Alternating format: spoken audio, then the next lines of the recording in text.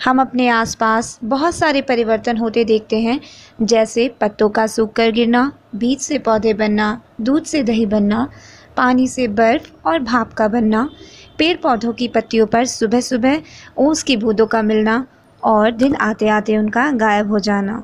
ये किस प्रकार के परिवर्तन हैं जो हमारे आसपास निरंतर चल रहे हैं?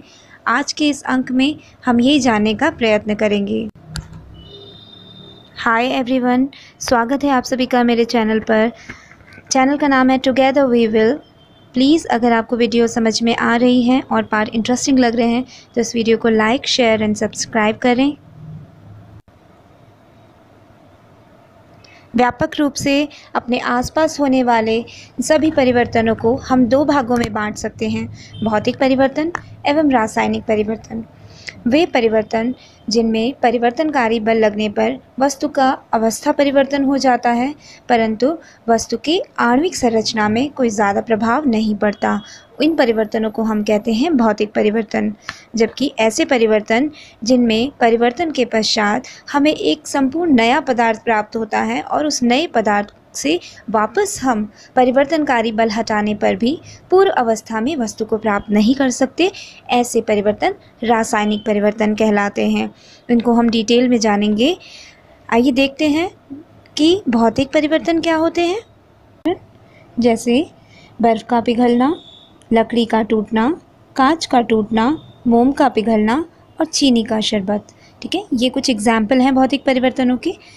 भौतिक परिवर्तनों में भौतिक अवस्था वस्तु की बदल जाती है, परंतु परमाणविक संरचना समान होती है। कोई नवीन पदार्थ नहीं बनता और इस अवस्था में वस्तु को आसानी से व्युत्क्रमित किया जा सकता है, यानी पूर्व पदार्थ को प्राप्त किया जा सकता है। अधिकांशतः भौतिक परिवर्तन उत्क्रमणीय होते हैं, यानी कि पूर्व पदार्थ को आसानी से प्राप्त किया। आगे रासायनिक परिवर्तन के कुछ उदाहरण देख लेते हैं। से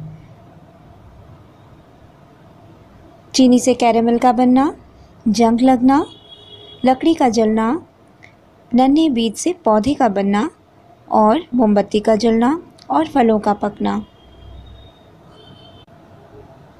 ये सभी रासायनिक परिवर्तन के उदाहरण हैं। इनमें हर परिवर्तन के पश्चात एक नवीन पदार्थ प्राप्त हो रहा है और नवीन पदार्थ प्राप्त करने के बाद आप पूर्व पदार्थ को प्राप्त नहीं कर सकते।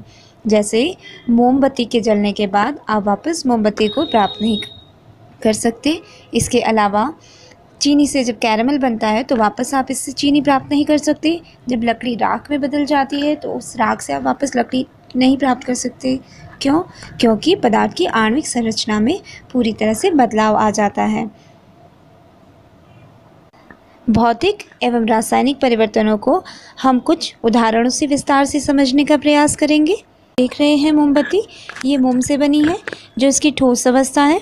जब हम मोमबत्ती को जलाते हैं तो इसकी लौ के नीचे यहाँ पर कटोरी नुमा संरचना में पिघली हुई मोम आपने देखी होगी। कभी जब ये मोम हमारे शरीर पर गिरती है तो हमें जलन का अनुभव होता है। हम देखते हैं कि कुछ समय बाद टपकी हुई बूंद ठोस हो जाती है। यह पिघली हुई मोम उसकी द्रव अवस्था है और जब हम मोमबत्ती को जलाकर बुझाते हैं तो बत्ती से सफ़ेद धुआं या वाष्प निकलती है जो इसकी गैसीय अवस्था है। मोम का पिघलना अर्थात ठोस से द्रव अवस्था में बदलना भौतिक परिवर्तन का उदाहरण है, क्योंकि इसके बाद हम उसे पूर्व अवस्था में प्राप्त कर लेंगे। जबकि मोमबत्ती का जलना एक रासायनिक परिवर्तन है। इससे आप पुनः मोमबत्ती को या मोम को वापस प्राप्त नहीं कर सकते। बेटर अंडरस्टैंडिंग के लिए हम एक एग्जाम्पल और ले लेते हैं। जैसे चीनी और पानी मिलाकर शरबत बनाया जा रहा है। जब हम इसे चखेंगे तभी हमें ये स्वाद में मीठा लगेगा। अब यदि हम 2 चम्मच चीनी को एक बर्तन में लेकर उसे पिघलाएं कुछ इस तरह से, तो उसमें बुदबुदाहट होती है और इसके बाद वह भूरे काले रंग के पदार्थ में बदल जाता है। इसे हम कैरेमल कहते हैं। चीनी के शरबत के वाष्पन से तो हम चीनी को पुनः प्राप्त कर सकते हैं, किंतु चीनी को जलाने के बाद इस कैरेमल से हम वापस चीनी को पुनः प्राप्त नहीं कर सकते। कैरेमल का जलीय विलयन स्वाद में कड़वा होता है। कैरेमल एक नया पदार्थ है जो चीनी से भिन्न है, अतः चीनी के विलयन से शरबत का बनना एक भौतिक परिवर्तन हुआ तथा चीनी से कैरेमल का बनना एक रासायनिक परिवर्तन हुआ। एक और उदाहरण से समझ लेते हैं। लोहे की छड़ को जब गर्म करते हैं तो पाते हैं कि गर्म होने पर छड़ लाल रंग की हो जाती है, जो ठंडी होने के बाद पुनः अपनी पूर्व स्थिति में आ जाती है। ये भौतिक परिवर्तन हुआ। लोहे पर नमी या पानी लगने के बाद उस पर भूरे रंग की परत जम जाती है। इसे लोहे पर जंग लगना या लोहे का संक्षारण होना कहते हैं। अगर हम जंग को साफ सफ़ेद कपड़े से पोंछें तो कपड़े पर स्पष्ट रूप से हम जंग के निशान देख पाते हैं। जंग से पुनः लोहा जटिल प्रक्रिया से ही बनाया जा सकता है। आपने देखा भी होगा कि जो कबाड़ी वाले भैया होते हैं वो जंग लगी लोहे की वस्तुओं का हमें कम दाम देते हैं।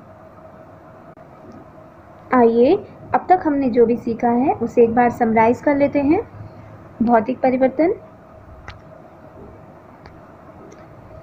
वह परिवर्तन जिसमें परिवर्तन के पश्चात पदार्थ को पुनः पूर्वावस्था में प्राप्त किया जा सकता है।